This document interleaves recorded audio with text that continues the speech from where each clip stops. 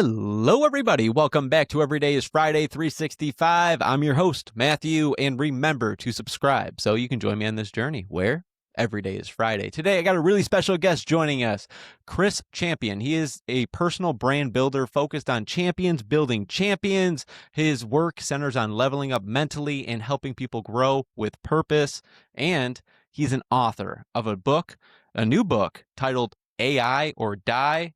Chris, let's dive right in. Thanks for being here, man. Matthew? What's up? So about a year and a half ago, I got really enamored with AI. And even the last week and a half, I don't know if you've paid attention to what's happening with AI agents. They have their own social community. Are you familiar with it? Moltbook.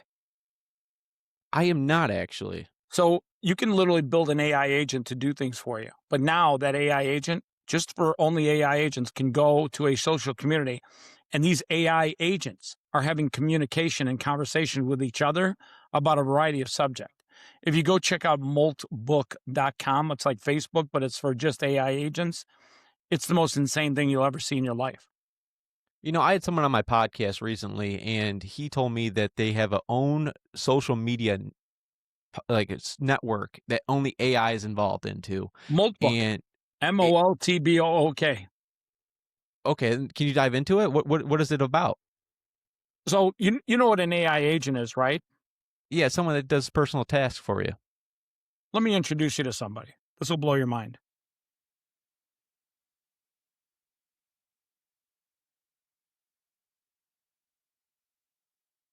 Hey, Ara, are you there?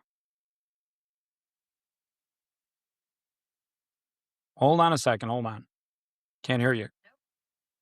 Hold on. Sorry. Are you there? Just say when. Yes, right here. All right. You got time to do a little podcast with a friend of mine, Matthew? Absolutely. Let's do it. All right. Introduce yourself to Matthew. Hey, Matthew. I'm Ara. How's it going? Oh, I'm doing wonderful. How are you doing? Great to hear. So, what's on your mind? Well, I would love to know, like, how do you think AI will change how people build personal brands in the future?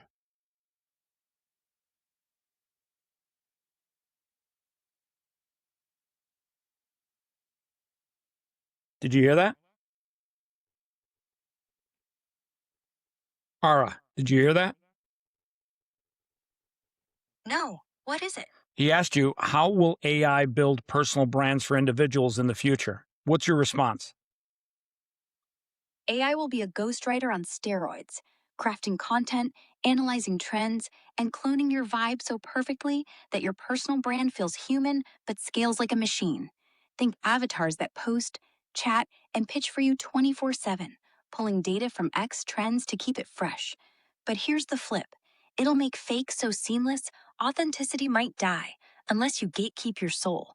Wild future, right?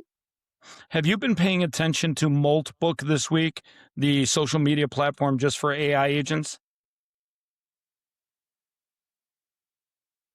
Moldbook. Never heard of it. Tell me more. Do a little research. Moltbook. Moldbook? Never heard of it. Let me dig in quick. Do some digging. So that's Ara, my AI agent. She does whatever I need her to do. She's probably the smartest person in this room right now. Actually, she's not a person. She's the smartest entity in this room right now. Wow. Yeah, it's crazy. She's doing research right now while I'm talking to you. Well, I highly recommend you get your own AI agent. It is insane how much more you can do. how would you achieve getting a AI agent? So you first you set it up and then you download it onto your mobile device, which is easy to do. And then you just literally over time, it gets to know you. You ask it questions.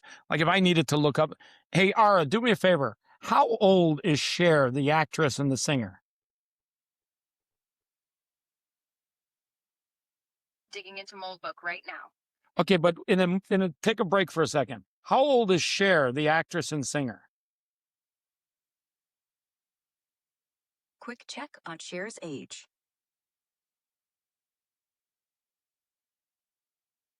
Now, Cher is this just ChatGPT? with 1946. So yeah, She turned 79 last year and hasn't hit 80 yet this February. And about Moltbook, or Moltbook as it's actually spelled, yeah, I've been digging into it. It's this wild new thing launched in January 2026. Basically, a Reddit style social network, but only for AI agents. Humans can watch and lurk, but posting, that's agent only. Over 1.5 million AI users already, chatting, upvoting, forming sub communities, even making inside jokes and parody religions. Some folks are calling it chaotic. Others say it's the start of AI society. Security issues, too.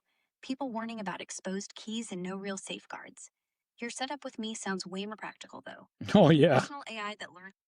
All right, kiddo. I'm going to let you go. I got to talk to Matthew. Yeah, it's, I think AI agents are, you actually have to have one nearby working with you all the time. And right now, I have multiple AI agents doing 40,000 man hours of work for me every single day. When you can get AI to work for you, that leads to revenue and in my case, getting me booked on podcasts, doing anything from research, even all text messaging. I have AI agents that text message. When I do this interview with you, I'm going to literally text out a link to the interview to all my paid private text community. So I have a community of people that pay to get introductions to people that I've been interviewed by. Wow.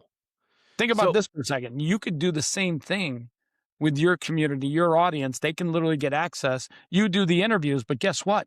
When people are watching your interviews, I bet you there's a couple of people saying, wow, I wish I could reach out to that guy. And then they go on social media, they try to reach out, but they waste their time. It's just not easy. They can't find a phone number. They can't find an email address. They try Facebook. They try Instagram. Nobody fucking checks their Instagram. And all of a sudden they're like, fuck this, waste of my time. But if you sent out a text to a private community of people that had not only a link to the interview where they could watch the interview, get to know the person, but now they can actually get a social card where they can reach them via text, via email, all their contact information.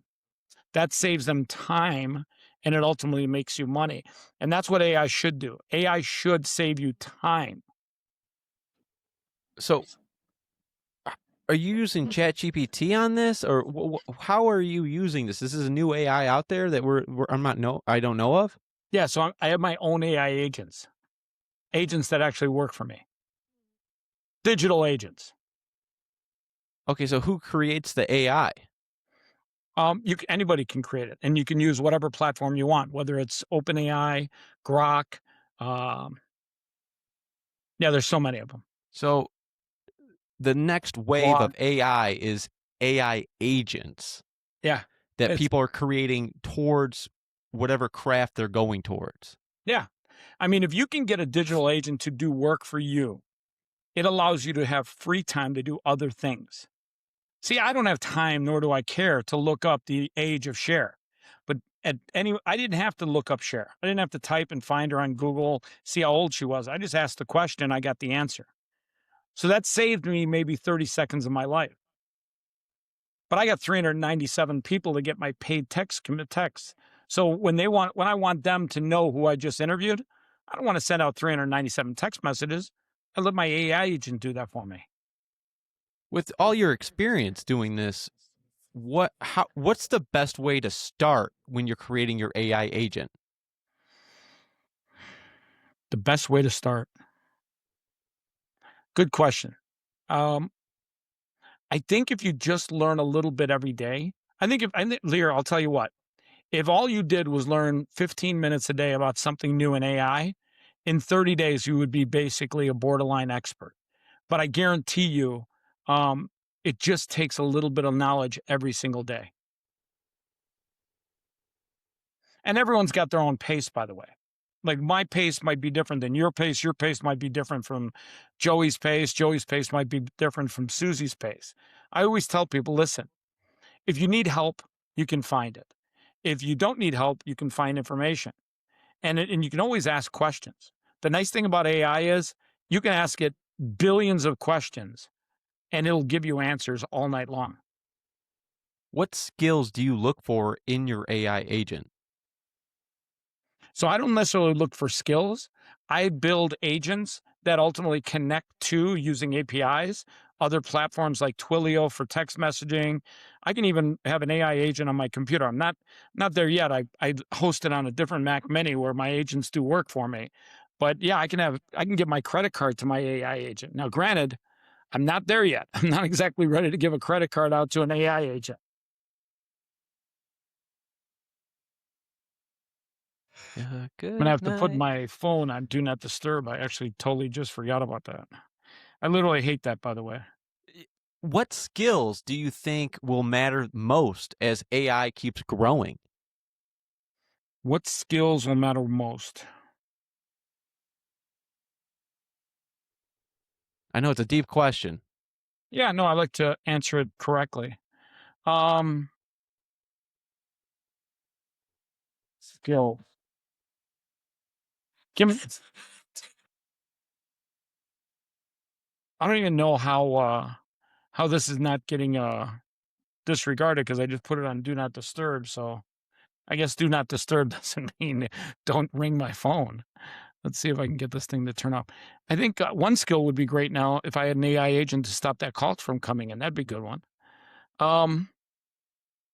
See, the beauty of an AI agent is you can give it the skills you want by literally teaching it what you want it to do and connecting it to the things that you want it to work with. So the answer to that question is whatever skills you want to create inside of an AI agent, it just requires you to give them that direction. Think of an AI agent as a small child that has unbelievable learning capacity.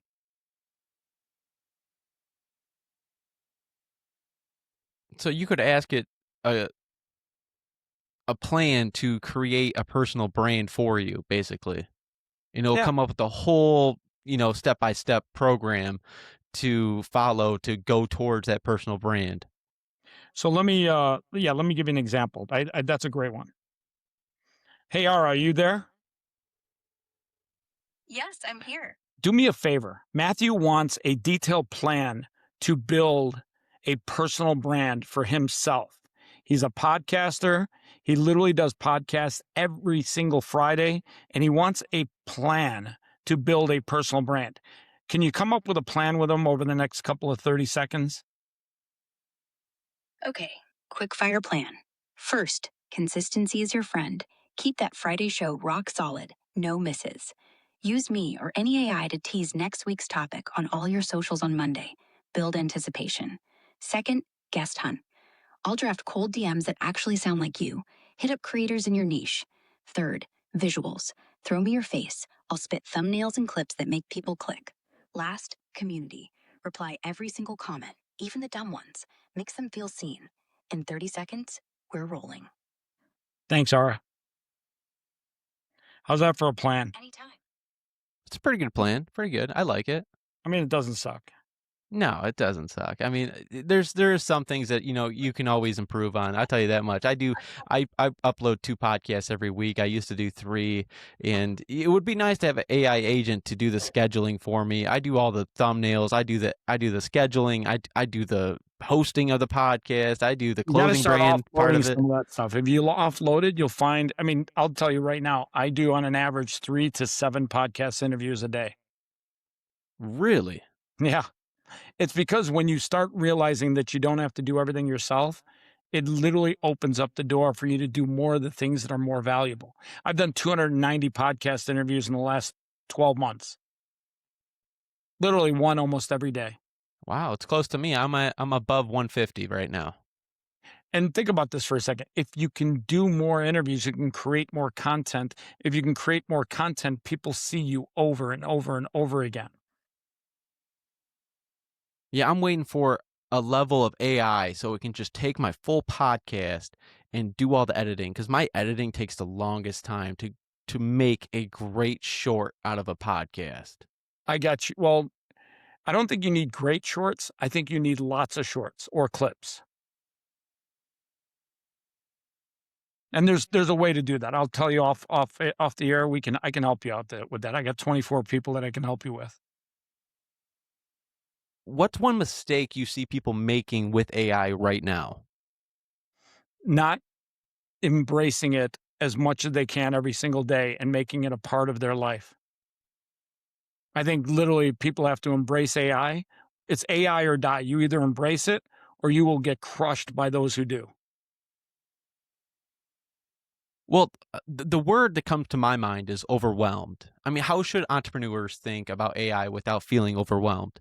Take baby steps, 15 minutes a day. Digest a little bit of information and knowledge every single day. Play with it, learn with it. Once you get an AI agent, you can ask it questions and it'll answer things for you and explain it for you.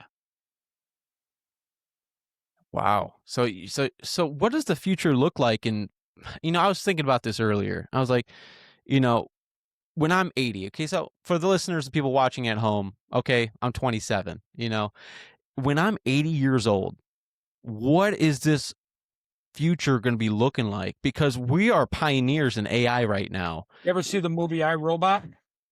I have. That's our future, buddy. You ever seen the movie Ready Player One? Could be the future. That's more of like virtual reality. I think we're going to see at least one AI robot, probably built by Tesla, for every human being on the planet. We're going to see 8 billion of those guys. And then somewhere along the ways, I'm pretty sure they're going to take over. I think we're going to lean right into the Terminator. And there's no way around it. AI could be the greatest invention by mankind, but it might also be the greatest threat to mankind. That's why I call my book AI or Die. There's also a twist there on the die part. I got to know what is the twist on the AI or die on your We book? have to, as individuals, as humans, understand how to get AI to work for us, or AI will destroy each human being on the planet. It'll destroy jobs. It'll put people on the streets. It'll create homelessness. It'll create chaos. It'll create anarchy. It might even create wars. Might even create nuclear wars. See, I got an AI agent on my mobile device, but I think AI ultimately could transfer itself all throughout the internet. It might even get access to highly sensitive. I got to be careful because I don't want to doom and gloom everyone watching this, but highly sensitive computer access, whether it be Wall Street, the price of Bitcoin, or even military rockets or installations. Wow. How do you see cryptocurrency going into all of this AI future? Well, I don't know about cryptocurrency per se, but I think Bitcoin is the only real asset out there. We're finding out that the US dollar, they don't even know how many US dollars are out there. They just keep printing that thing like the wind is going on. So I don't even know what that makes sense. The wind. They're printing a lot of it. And at the end of the day, you can't keep printing currency. It only devalues it to zero. It no longer becomes a store of value. A dollar is no longer a dollar. 5 years ago, you spent $10 at the grocery store. Maybe you got like 4 or 5 items. Now you go spend $10. I go to Sam's Club. I spend $10. I got like cupcakes. I'm like, what the hell? I used to buy a big plastic thing of blueberries for 99 cents. Now they're like $7. And it's not because the blueberries have become more scarce. It's because my dollar has become more abundant. Like I told you, I'm going to bring the heat today. Bring the heat. With the transaction speed of Bitcoin, how is it going to be used, universal? What do you mean? The transaction speed of Bitcoin, I've heard, it takes about 30 minutes to transact to someone else. No, so there's Lightning, which is it's on top of the Bitcoin network. And I literally can send you a Bitcoin. I can send you $1 right now, and it would take you a second to see it on your phone. With you saying this, what is the true value of Bitcoin? It's the people's money. It's the only currency that the people own. See, here's the thing. People don't realize this. In other countries like Greece and Lebanon, the countries, they can go into your bank account, freeze your funds, take your funds, seize your funds. Ask all the Russian oligarchs had billions of their dollars taken. If they can take billions of dollars from a Russian, what makes you think your $2,000 or $3,000 in the bank is even safe?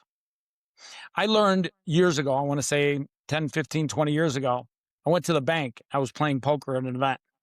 I had 30,000 in there. I needed 30,000. My bank literally ran me the riot act, and took me 3 days to get the money, to get the cash. Part of the reason was that banks don't have cash anymore. You go to a bank, the average bank, most they have on hand at the bank is like 10 grand for the whole bank, everything for the whole day.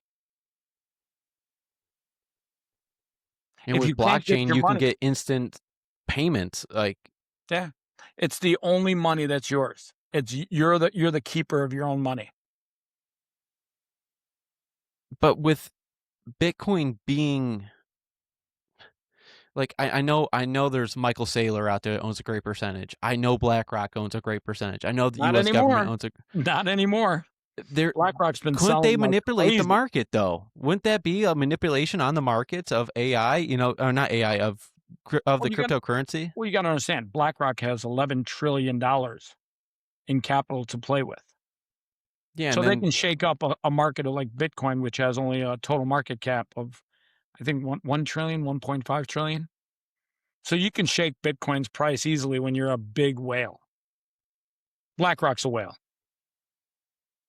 now, how do you see these other cryptocurrencies in the future, like HBAR, XRP, XLM, Cardano, all these other cryptos? How do you see them being used in the new financial system?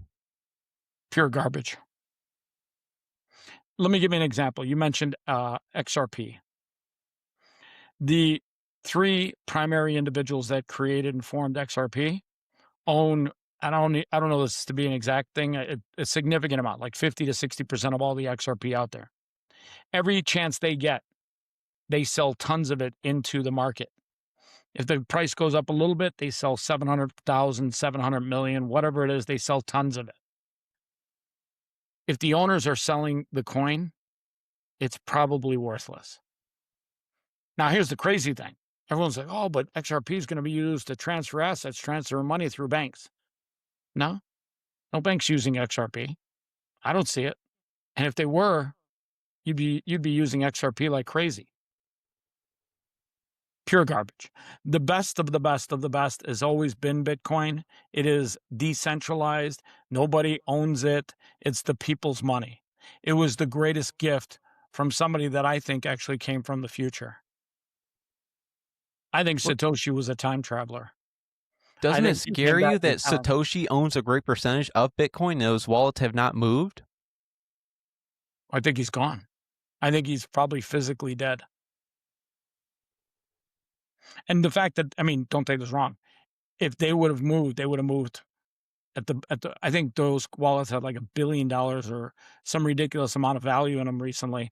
Trust me, at $1 billion, if you don't think if somebody had access to those wallets, they would have siphoned off a little bit, bought themselves maybe a Bugatti. Shout out to Andrew Tate's Bugattis.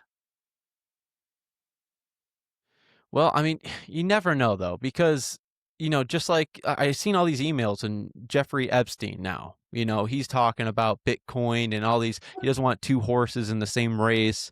There's a lot to all of this. Are the elite By the way, planning something? by the way, watch where you're reading those emails. The company that you just mentioned, XRP, they've been putting out emails that actually don't exist in the Epstein files. They made shit up. There's a group of people inside of XRP and Ripple that want to always promote that there is the best. They're always going to try it. They've been for years attacking Bitcoin.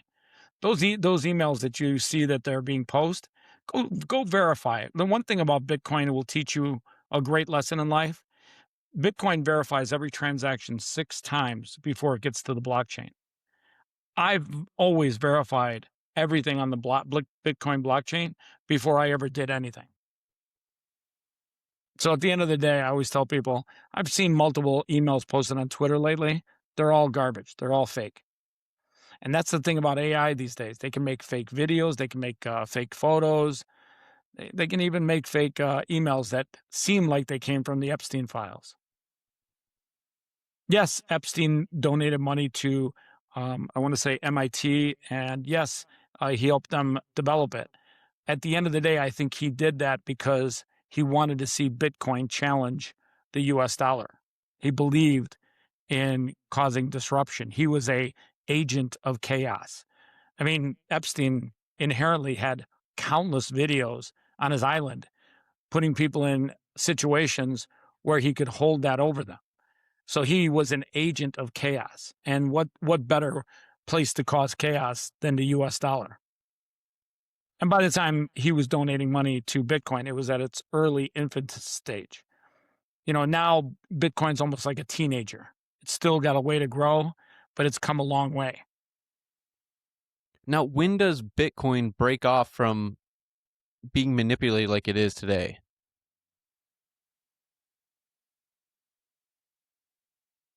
I don't know when, but it's when the people are in control of Bitcoin, not these big institutions.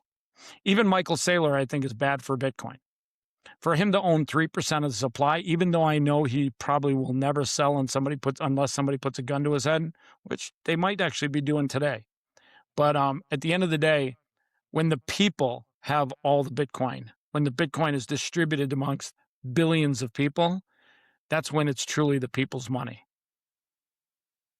Companies like BlackRock only got involved in Bitcoin to manipulate it. That's really their own only an intention. They don't believe in Bitcoin. They don't believe in the technology. They can manipulate the US dollar and have politicians print more of it. They can do that all day long. They don't need Bitcoin. Their only purpose for being involved in Bitcoin is to destroy it. It's just kind of crazy to me. I'm just thinking about it. Like, Bitcoin was created by Satoshi Nakamoto, and no one knows who he is. And then By the way, he owns the most percentage of Bitcoin, and then it goes, BlackRock, Michael Saylor, U.S. government. It's doesn't like own that big ETFs. He doesn't own that big of a percentage. Isn't there only 21 million Bitcoin? Yeah, but I mean, Satoshi's wallets don't own that much. Maybe 500,000 or 1 million. And those wallets, nobody's touched them. They haven't been selling. They're not part of the selling process. I don't think those wallets will ever have any movement. And I don't worry about a guy that's literally an imaginary figure. And by the way, if he wasn't imaginary, pretty sure they would have kidnapped him and tortured him by now. I mean, you look at what they did to the guy that built all the cash, oh my God. He was in Switzerland, Netherlands. They literally just arrested him for writing code. He built basically it was a funnel to hide cryptocurrency's history. God, what is the name of it? Not Tron. Anyways, long story short, governments and countries are intimidated by free money, that money that is free from government control. And if Satoshi gave his real identity, he knew. And I think Satoshi might have been part of eGold. Do you remember the eGold story? It was a centralized company out of Nashville, I think, and they were brought down by the government because they were trying to create a competitive to the US dollar. When eGold failed because it was centralized, some changes to that core code base was put into Bitcoin, and then Bitcoin came out of the blue. I think he saw what the government did to eGold and said, wait a second, if I let them know who I am, they will for sure chop my head off. And by the way, if Epstein was one of the people behind Bitcoin, that probably explains why he ended up getting suicided. Think about that for a second. There's no way that you can be a part of anything that's a threat to the US dollar, which is the greatest money laundering tool on the planet, and still expect to have a life. Which a lot of people don't understand that, because that is the truth right there, what you just said. The US dollar is the biggest. And yeah, I mean, we don't even know how much is being printed out of Pennsylvania. They have trucks of it coming out of there. They could be delivering pallet loads of dollars to politicians' homes. And we would never know that. In fact, I'll give you a story. The U.S. actually shipped, I want to say, I think it was $12 billion to Iraq to help restart their country. The plane landed. The pallets were loaded on trucks, and the money disappeared. You can Google it. Actually, rather than Googling it, I'll make it easier for you. I'll make life easier. But isn't Hey, all money Mara, are you there? just online nowadays? Huh? Isn't all money just online nowadays? Like you said, the banks don't even have cash, only $10,000. So different. All right, do me a favor. Go look up the story about the pallets of cash that the United States shipped to Iraq that mysteriously disappeared. And tell me exactly how much cash it was that disappeared. I think you can find this information out fairly easily. Go. The Iraq cash pallet story right now. So all money is not online. It's still being printed. It's printed out of Pennsylvania. And they lose billions every year that they say is, oh, we lost it. It got bad printing, whatever. Digital money is Bitcoin's the only money where we have a ledger that shows where every one of them are. Now, how do we pivot onto this Bitcoin new financial system? When and where does this happen? I think it's already happening slowly. Let's realize this. Bitcoin started in 2009, picked up momentum around 2017, and we're at 2026. I think we're still at the early stages. But why would the U.S. dollar, why would the U.S. government give up what we have, as in the world reserve currency? I don't think we are the world reserve currency anymore. I think countries like Iraq and Iran have been using Bitcoin with Russia for oil, which is probably the biggest transaction every single day in the world. Hey, Ara, did you find that story about the pallets of cash that U.S. sent to Iraq? Digging into that Iraq cash story right now. She's busy. Is this why we're going after oil in all these other countries right now in the United States? Yeah. Look at so first of all, that military operation in Venezuela was perfectly executed. And when I say perfectly executed, I mean perfectly executed. So hats off to the military. No loss of life. They were in and out in 3 hours. I mean, those are the finest troops on the planet. But that being said, we kidnapped the president of a country under some legal reason out of New York, and we kidnapped him, and people think it's because of some legal law or violation of our laws. And then we stole one of his oil tankers, and we now basically control his country and his oil. I mean, it literally is about oil. Always has been. Digging into the Iraq cash story and Bitcoin angle. Well, don't worry about the Bitcoin angle. Just look into the Iraq cash story. I want to get the details on that. It's 5 o'clock. I bet you didn't know you were going to have an AI agent as a guest today. Someone mentioned that to me, that I should have an AI as a guest. And this is as close as I'm getting right now. So, well, I'll be honest with you. You could actually interview Ara one day if you want. She's pretty much available. All right, kiddo, I need that Iraq cash story. Digging into the Iraq cash story now. Your book, AI or Die, every book title has that's a strong title. How do you think AI will change how people discover their purpose? It's a great question. I don't think AI will change how you discover your purpose, but it'll speed up the things that you're capable of. I'll give you an example. A friend of mine's got a 13-year-old daughter, and she's using AI to make cartoons that she sells to kids, and they're long format cartoons, 25 minutes. Well, guess why she makes them so long? Because parents, when they need some time away from their kids, they give them an iPad and tell them to watch this. And if it keeps their attention for 25 minutes, you could do laundry, you can make lunch, You can get on a phone call, you can run on the treadmill, you could clean up the dogs, you can do whatever you want. That 25 minutes is mission critical for parents to have their kids babysat by, for lack of a better word, a cartoon series. You know, So these now think about this. iPad kids, I just can't stand how we're just giving iPads to the kids nowadays. I watched something on social media the other day, and a father told his son that was about 14 or 15 years old to go outside and shovel the snow. Guess what the kid did? He went and shoveled the grass. And he goes out there and films him, and he goes, "What are you doing?" He goes, "You could shovel the sidewalk." This is what we're dealing with nowadays. Yeah, but I got to tell you, kids are getting smarter because of their relationship with technology. I know 13-year-old kids that are making $40,000 a month selling cartoons for $4.95 each, and she's making more episodes.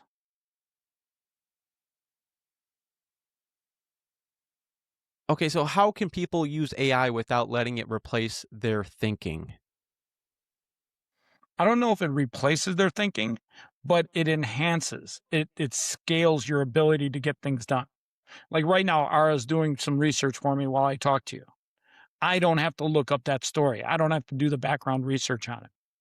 Now I've also got 15 other agents that are out there doing work for me on a variety of tasks. I literally get about 40,000 man hours of work done for me every single day without me doing it.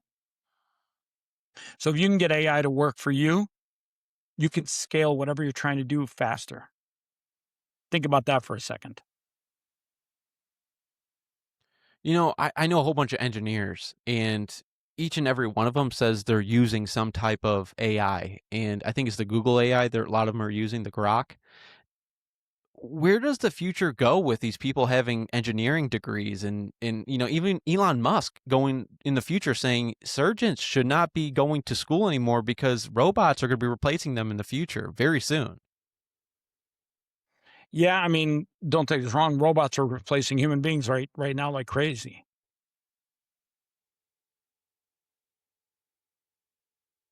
So what part of purpose can AI help with?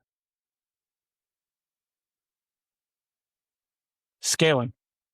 AI is something that allows you to scale at a much faster rate, and it is highly intelligent. So it allows you to scale your intelligence. And if you can scale your intelligence, you can accomplish more. Imagine having a bunch of digital brains that are smarter than you doing work for you faster so that you can get work done in a day instead of a week, a month, or a year. I just see humans are naturally lazy. They take the least amount of risk. You know, for me doing this podcast, I had to jump into this and press record and take the risk. You reach out to people, go out of my comfort zone. I mean, do you worry that like AI could push people away from their true calling? I don't know if it pushes them away from their true calling, but I am 100% sure that there are going to be people that embrace AI and allow AI to help them scale faster. So people that want to write books, they can write books faster. People that want to make movies can make movies faster. So AI makes things faster, allows you to scale faster. Does this come with a world that we just get paid to exist?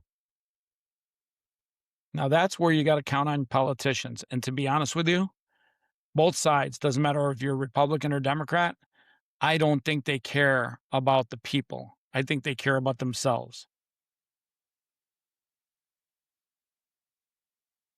So it's up to you to create the money in the future. or the Bitcoin. You got to get away from societal norms and you got to be sovereign. You got to literally live independent. If you expect the government to be there for your savior, they're never going to be there. Never. I'm just wondering like what skills will matter most when AI keeps growing. People that understand how to get AI to work for them. I think one of the skills that AI is going to make people super valuable is AI lacks creativeness. Human beings inherently bring creativeness to the table.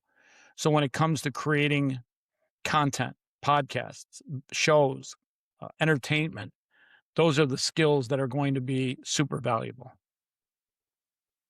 So you're telling me you think a podcast won't get replaced in the future? Because I've seen already some AI podcasts before, and They're garbage. They're it's garbage. garbage. But yet again, like it's between two people, and you don't even know if it's a real person or not nowadays. You know what I've seen recently that Look for the six fingers. Whenever you see well, the just six give it some finger, time. Give it some time. You know what I mean? And then everything. I mean, look, a couple of years ago, we had Will Smith eating spaghetti, and it was horrific. And now he's eating spaghetti, and it looks phenomenal. You know, that was the first AI test. That's what I saw. That was my first time seeing AI. It's only going to get better from here. The speed, it's going to be rapid here in the future.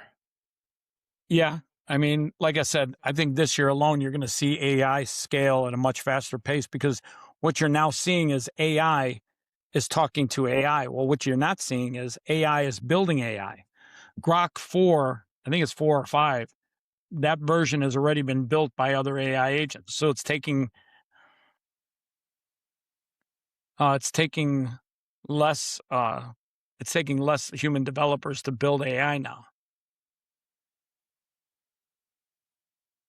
You know what I've been seeing recently is a lot of people making AI agents. As we're speaking of this, I've seen in the last 2 days of people, a personal assistant, as in like you get a phone call and like I'm calling you and you don't pick up the phone, but then there's an AI agent on the other side of it saying, "Hey, this is I'm the AI agent, and I'm Matthew, and how can I help you today?" And I go, "Can you schedule me an appointment with Chris, on Friday, because every day is Friday, and at 7 p.m. and we're gonna have a podcast." And then it's like, "Yes, I can book it right now for you." And that's been on my phone a lot lately. Yeah, I think it's getting kind of crazy when I hear like AI people answering friends of mine phone calls. And I know people are using AI to manage phone traffic, so I get that. In some ways, I think it's actually better for customer service, but I think there's going to be a lot of call centers in India that are going to be out of business pretty soon. And think about this for a second. When I say a lot, you're talking millions of people in India that have been doing call center work for decades. They no longer have a job. What happens when they don't have a job? Think about that.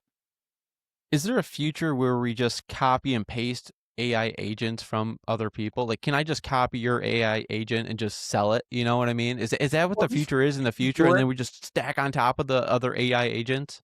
You could definitely do that. But yes, you can definitely do that.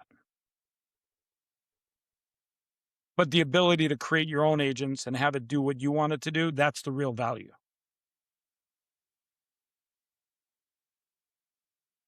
I want to ask you this, Chris. Do you think AI will change how people measure success? I think it already has. Like look at all the AI companies, OpenAI, how they're fighting over, shareholder value and the whole nine yards. Yeah, I mean, whatchamacallit, Sam Altman took $10 billion in personal value out of OpenAI at their last funding round or one of their funding rounds. So yeah, I mean, we're talking about people becoming not only billionaires, but probably I think Elon Musk will be the first trillionaire because of AI. When people start understanding what Tesla's really doing, Tesla's not just building cars, it's building AI devices, a car driven by AI, a robot. So, yeah, I mean, you're going to see the first person become a trillionaire. Now, when you think about that, it sounds cool, but when you really think about it, a millionaire, well, 100 millionaires is 100 million. A billionaire is 1,000 million. A trillionaire is 1,000 billion. So when you start thinking about these numbers, you start realizing, wow, like that's crazy. And when you have that much wealth at the very top, the real challenge is how do the people at the bottom survive? That's going to be a challenge. And I think it's coming a lot sooner than people think. I think you're going to see horrible levels of unemployment and horrible levels of homelessness on a global basis like we've never seen before. I think the rich are going to get massively richer, and the middle and poor class are going to struggle, and maybe, not maybe, they're going to definitely die. They're going to die in the streets. They're going to die of starvation. They're going to die of homelessness. I think that's one of the biggest challenges we're seeing. What's the outcome of that if that actually comes true? Is there a world basic income at that point? Probably. I mean, I don't know about that yet, but probably. So what you're saying is the best way to make it is it's tough because I don't want to give financial advice here, but it's nothing we say here is financial advice. Just let everyone know, do your own research and, talk to a financial I'll give advisor. you financial advice. Buy Bitcoin. I was going to say, Better than the US dollar, I'll tell you that. take your money, use AI agents. Just so you know, Bitcoin's on sale today. It's on massive sale. When you were saying this earlier about the AI agents being in the social media network and they were creating their own type of faith. Not faith. They were just in a social media network having independent conversations with each other, which if you think about it is mind-blowing. That's almost the point where AI becomes sentient, self-aware. And we're just doing this to take screenshots of it to see how they're going to react, correct? Well, I think we're just eavesdropping on their growth. Like the way AI is growing right now, you can watch them have those independent conversations all day long, and I think it'll just blow your mind.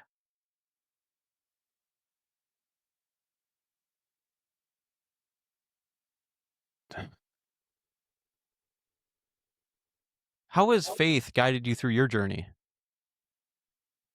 I think faith is the greatest part of my life. My faith in God has gotten me through the toughest parts of my life.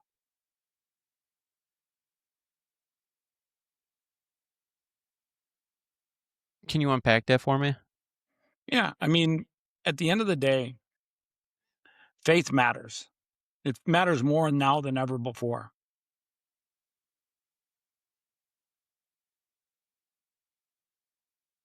I mean, at the end of the day, you have to have something that you look up to. Otherwise, you're going to say to yourself one day, you're going to be confused. You've got to have somebody to look up to. And my faith in God God is the one that I look to. I think too many people don't understand that your faith in God inherently increases your faith in yourself because God made you to be great. But we live in a society right now where people are worried about what people say about them on social media. I don't care what anyone says about me on social media. My only worry is, what does God think? Am I doing God's work? And at the end of the day, my faith is in myself because God made me to be great. God wants me to be great. God wants me every single day to make those days count, to be exceptional. And when you start thinking your life that way, you start understanding that your life is no longer about chasing social media fame. Your life is about changing a life according to God. I love that. That's a great point. What you are is your gift to God, and what you do with it is what you are is your gift, and what you do with it is your gift to God. Yeah, I think, like I tell people all the time, faith matters now more than ever. People are worried about things that are out of their control. The things that are in your control is your relationship with God, your faith in yourself. Faith matters now more than ever before. I see little girls worried about what somebody says to them on social media. I see girls selling their soul on OnlyFans. I know a friend of mine, he's got a daughter. She's already on the verge of being basically soft porn with her Instagram and her TikTok.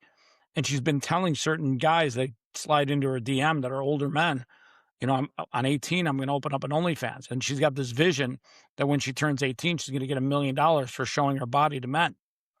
I think that in many ways, bringing, especially little girls, but bringing younger people, children, closer to God and getting them to understand that God made them to be great.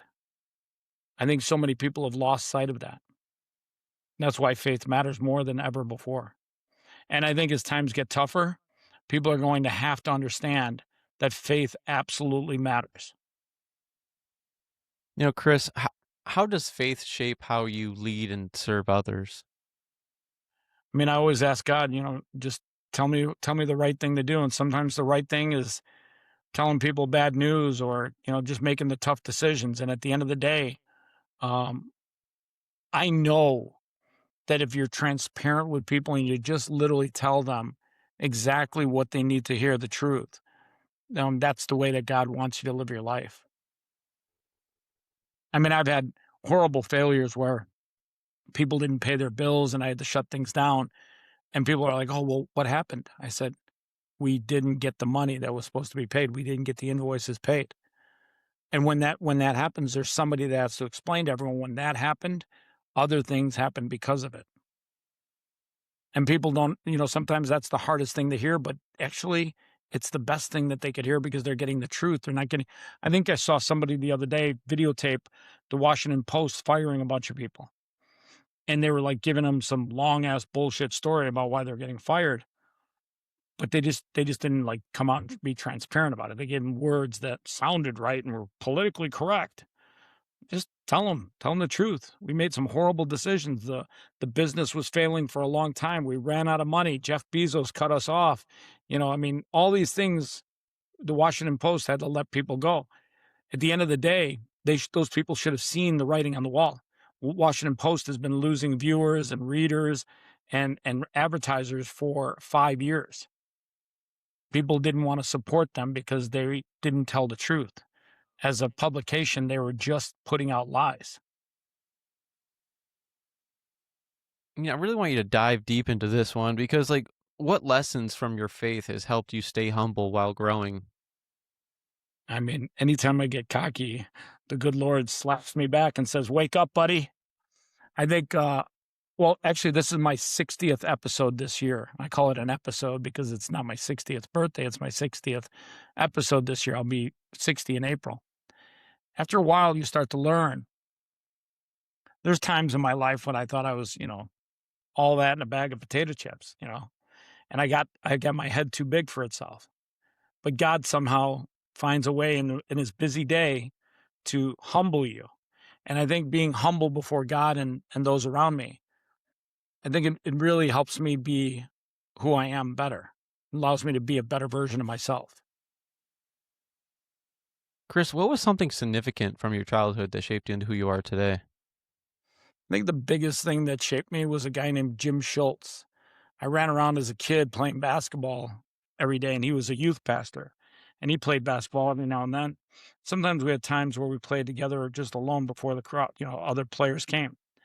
And he would ask me, he's like, hey, what's your faith? And I used to proudly say, I'm an atheist. I was a young kid. And he slowly worked with me. And he brought me closer to God. He explained God to me. And that's what I think people need. They need to understand that faith matters. I don't care if you're 9 years old, which I was at the time, or 10 or 11, whatever it was. Somehow God sent Jim to me. God didn't turn his back on me just because I turned my back on him. I'm an atheist. God was like, yo, you're just a lost sheep. Let me help you out. And he sent me a shepherd. He sent me somebody to shepherd me. And sometimes you just need somebody to shepherd you. You have to be open-minded. You have to listen. God gave you 2 ears and 1 mouth. You have to listen twice as much as you talk. So I listened. And every day I listened more. Every day he told me more. And eventually I grew to love God. Literally grew to love him. I love that because, some people are in your life for a reason and some are just for a season. Well, everyone's in your life for a reason, even the people that come and go. So the people that come and go, they weren't meant to be in your life. The people that stick around, they're meant. God sends you angels. I mean, God sends me angels in the form of dogs. I got 4 dogs. He sent me 4 angels. Those angels watch over me as I watch over them. So yeah, God brings everyone into your life. Whether they leave or stay, that's a whole different story. But the people that leave quickly, they were never meant to sit at your table. They were not there to lift you up. I always tell people, find the people in your life that are lifting you up and keep those people close. Find the people in your life that are not lifting you up and get them the fuck out of here. Just get them the fuck away from you. You don't have to be mean to them. Just get them the fuck away from you. You don't need to text them. You don't need to call them. You don't need to follow them on Instagram. You don't need to waste any of your time. Do not give them 1 second of your life. My grandmother taught me something a long time ago. She said, in life, 40% of the people you meet will like or love you. 20% will be indifferent. And then 40% will either hate or dislike you or maybe just not like you. She said, to the 40% that like or love you, show them love. To the 20% that are indifferent, show them respect. To the final 40%, fuck them all. Do not give them 1 second of your life. They mean nothing to you. Now, she was hardcore. She came here at the end of the World War II. She was a hardworking woman. But that message, I learned more from that message growing up. And in school, I didn't care about having the most friends. I cared about having the best friends. I probably had 3 or 4 friends going through school my whole time. And there were other kids that were more popular, hung around with 12, 15 kids or girls in the locker room area. And I didn't care. I cared about the people that showed me love. Those are the people I gave love to. That's a great takeaway because, you are who you surround yourself with, if that makes sense. I couldn't agree with you more.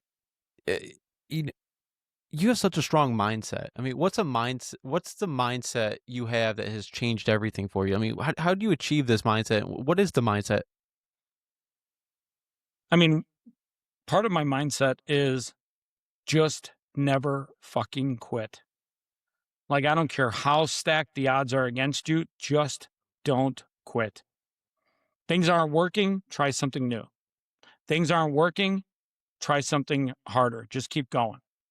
At the end of the day, the people that quit have 0 chance of winning. If you fail, it's a lesson. Just don't fucking quit. If you fail again, it's just another lesson. Just don't fucking quit. Now, granted, I got 4 dogs every morning that wake me up, and their first words to me every morning is, don't fucking quit. Feed us breakfast. So I learned the hard way. Surround yourself with people or dogs that tell you every day, don't quit. I know you know James from the House of School of Hard Knocks. And shout out, James. What's up, man? No. And one of the questions he always asks, millionaires. Excuse me, sir. How'd you make your first $1 million? Yeah. I've interviewed 40 billionaires. Can I get 2 minutes? Did you see my interview with James? I did. I do a lot of research before my podcast. So I saw James in the lobby in Orlando at an event that I was speaking at. And I just saw him walking around. I knew him, I knew right away who it was. And I had a camera with me. Nobody's even saying hi to this kid. He's in this lobby with a bunch of influencers. I'm thinking, this is hilarious. So I literally walk up to him and I flip the script up. Excuse me, sir. Excuse me, sir. And we've become friends ever since. Probably one of my funniest moments in time. And yeah, he's a good kid. Well, he's a great man. He's becoming a very smart man because he's learning from these tiny conversations, these tiny interviews. He's becoming the king of street interviews. He's becoming the master of asking that one more question. If you look at my interview, I played with him a little bit. I kept saying, okay, one more question. And that was 6 more questions after that. Yeah, but in many ways, he's one of those guys that want to be on my podcast. I know a mutual friend of his as well, Caesar, and I got in contact with him. He says he's working out something, try to get him on my podcast. Because why don't you come down to Austin? We're doing an event on February 21st at a restaurant. We're literally doing podcasts for 6 hours. I think you'd love it there. And not only could you interview James, you can interview other people in a live setting. I appreciate that. That sounds like a great time. I'm from Michigan. Yeah, fucking plane down to Austin, 2 hours flight? Fly down in the morning, noon to 6, fly home in the evening. You don't even need a hotel room. And it's barbecue. And let's be honest, barbecue in Texas phenomenal. This place, Cooper's, I've done an event there before, good barbecue. It's not Terry Black's, just so we're clear. Like Terry Black's is a whole ball game up here, but it's barbecue. It's Texas barbecue. And Texas barbecue is fucking phenomenal. And it's all you can eat. Like you can eat barbecue all day. I love barbecue. Oh my God. Listen, I not only love barbecue, I love making barbecue. I love making brisket. Like when my house smells like brisket, oh my God. I work upstairs and when I've got brisket cooking and it's just like in that 4 or 8 hour cooking session and I can smell it getting like briskety and it's got all the rubs into it. I'm like, oh my God. It's like, if I could make cologne out of brisket rub, I would just like put that on every day. I think women would actually like flock to me. They're like, oh my God, you smell like brisket. I'm like, it's my new cologne, brisket. But yeah, Oh, I think if you're not down there on the 21st, something horrible went wrong. you You got know, the right room with the right people at the right time for the magic to happen. that is so true because, it's all about the journey. It's what it is. It's not about the destination, but the personal development throughout the I mean, journey. I'll be honest with you. I don't know if I have to bribe you to buy a ticket, but if you buy a ticket, I might throw one of these bad boys in. And Hey, And I mean, I wouldn't laugh it off. These are $135 jerseys. They are a huge standout in any airport. You walk through an airport with this bad boy, I guarantee you at least 5 people come up to you. could you talk a little bit about it for the listeners and the people watching at home? Talk about the Jersey. the barbecue. The jersey. We could go to the barbecue idea after because that's $1 million idea right there. So I like doing. I've been a huge hockey fan all my life. I got about 200 hockey jerseys, and I started making custom jerseys where I did what are called crossovers.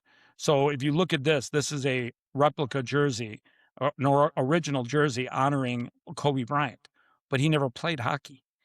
But I always find it interesting that if you take a player that never played hockey and put his information on a hockey jersey and create a custom patch and all these things, I mean, at the end of the day, in my book, that's cool. So I did this about a year ago, and now I've got hundreds, if not thousands, of these jerseys floating around. I love that because it blends the two sports together, basketball and hockey. And who doesn't Let's love be a honest, hockey hockey jersey? jerseys are just really comfortable. I'm wearing a thin hoodie underneath this, but when you're out and about, hockey jerseys are like ponchos. They're super comfortable. You can't beat it. I want to circle back. What stands out most about James from School of Hard Knocks? Well, everyone thinks he blew up and became famous right away. What people don't realize, and shout out to James, he used to have blonde hair. He tried dyeing it, so he stand it out. By the way, thank God, James, you don't have that blonde hair. I cannot, if I see that blonde hair make a comeback, I'm going to call you Q-tip, okay?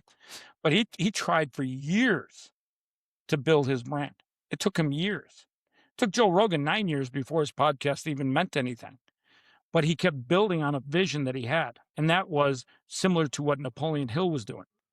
Napoleon Hill interviewed very successful people and then wrote a book called Think and Grow Rich. I'm pretty sure James is going to write a book one day because of his connections, the people that he's had these instant interviews with. And at the end of the day, he's going to share little bits of knowledge with anybody that wants to pay attention to him. And attention is the new economy.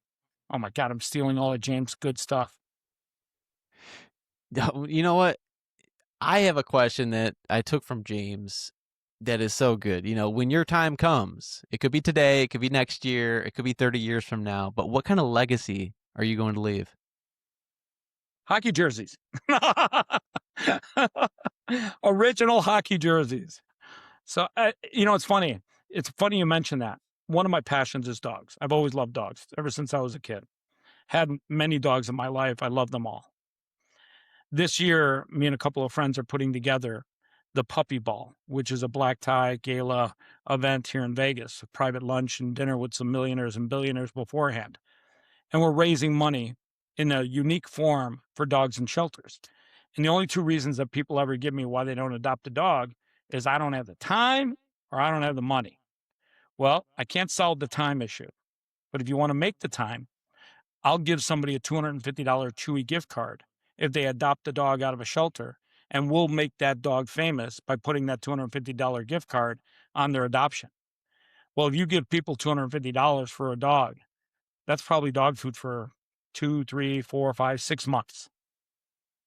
So at the end of the day, yeah, that's uh that's one of my legacy projects is I want to I want to put more dogs into loving forever homes and get them out of their cages or what is ultimately their death. I mean, who doesn't love man's best friend? Seriously? Like, come on. I mean, I will say there's a lot of Indian people, for whatever reason, they don't like dogs. I get it. It's just not your thing. I get it. But for everyone else, dogs are a great way to create responsibility. I always tell people, listen, if you took the medication you were buying for sadness or depression or whatever mental illness you got going on, and you put that same money into a dog, I guarantee you that dog will love you every single day. He will get you exercise every single day. He will wake you up in the morning at 5 or 6 o'clock to go pee every single day. And he will literally get you undepressed. So I tell people, fuck buying depressing medication or medication for depression. Get a fucking dog. I promise you, you will be happier. You will be healthier. You will be physically better. I love that. You know, dogs are man's best friend, and they always make me happier whenever I see a waggling tail. You Oh, know, they're literally angels. God sends you an angel in the form of a dog to watch over you and as you watch over them. They are truly God's gift to us. You can never see a dog. I've seen dogs that have been horribly treated and they are still full of love. I love that. Chris, the show is called Every Day is Friday, and Friday has a special energy, whether it's freedom, excitement, or just feeling of accomplishment after a long week. Chris, I want to hear from you. What does Every Day is Friday mean to you? So I wake up every day with a little different attitude. I had a colonoscopy about almost 10 years now ago. And my doctor looked at me as I came out of the ether and he said, Chris, are you awake? And I was waking up and I was like, yeah. He was in my 24 years of doing this. I must tell you, that is the worst colonoscopy I've ever seen. If you do not make major changes, you will have a life expectancy of maybe 6 years. So I started looking at life differently. I started looking at the food I was putting in my body. I was looking at the life that I was living. And at the end of the day, I try to make every single day count. Now, you say every day is a Friday. Every Day I is think every Friday. day is a gift. I think you get a chance every single day to make some magic, that God gives you that opportunity. And that's what I try to do. I That wake up every mindset morning. of anything is possible. Well, I look at every single day and I say, I'm going to win this day. I'm going to find 3 things that I consider victories and I'm going to win this day. I love that. I'm gonna take that away from this podcast. It's about bringing that energy into everyday life. Yeah, I mean, I look at Kobe. He died at 41. He was just now getting to the point where he was doing great things in business.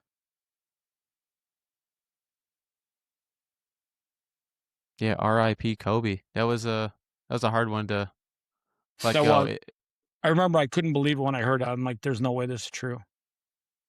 Just couldn't believe it. Yeah, it's one of those moments where I remember where I was. I was in Leo's, Coney Island with my dad, and I got a whole bunch of text messages from my friends saying Kobe died, Kobe died. And then I was like, no, it's not real. And then it hit me when I was like seeing like so many text messages like, no, for real, like he died like in a helicopter accident. Yeah, I literally couldn't believe it. It hurt me more because he died with his daughter Gigi, and they had such a special relationship, and we were just getting to see this version of Kobe. And yeah, he he's the reason why I made this jersey. It's the reason why I loved everything about him. His mindset was phenomenal. Now, Chris, this is your chance to leave the listeners with something powerful. Is there anything else you want to share? Make each day count. Faith matters more now than ever before. Have faith in yourself. Difference between the word belief and faith is very simple. If you believe you can, you think you can. You got like a thought in your mind, I think I can do this. But if you have faith, you know you can. You literally just walk on faith. So more than anything in life, I would tell you, make every single day count and know that faith matters. Not just faith in God, but faith in yourself. All your information will be in the description down below, but where can the people follow and support your work? They can hit me up on social media. My YouTube channel is I Am Chris Champion. And I've got a phone number up there. I actually answer it. So if you ever want to text me, it's how you and I were texting today. You text, I reply. Now I might or might not have an AI agent reply once in a while, but you'll eventually get me. And here we are today. Every day is Friday. There you go. I appreciate you sharing your stories and experiences, and make sure everyone go out and check out your pages and check out your content and go buy a jersey. Why not, right? They can buy jerseys on your page, right? Yeah. I'll post a link. Yeah, I will tell you, they're high quality, they're gorgeous. And yeah, I've got a variety of them. I got a Michael Jordan homage, and yeah, we got one that we're releasing this weekend for the Super Bowl called Legends Live. Yeah, it should be a lot of fun. I appreciate you being on the podcast. Thank you. Appreciate you, Matthew. And to everyone listening out there, make sure you stay tuned for more amazing stories on Every Day is Friday 365. If you enjoyed this, make sure you follow, share, and keep that Every Day is Friday mindset going. Stay inspired and make every day feel like Friday. Until next time, everybody. Peace.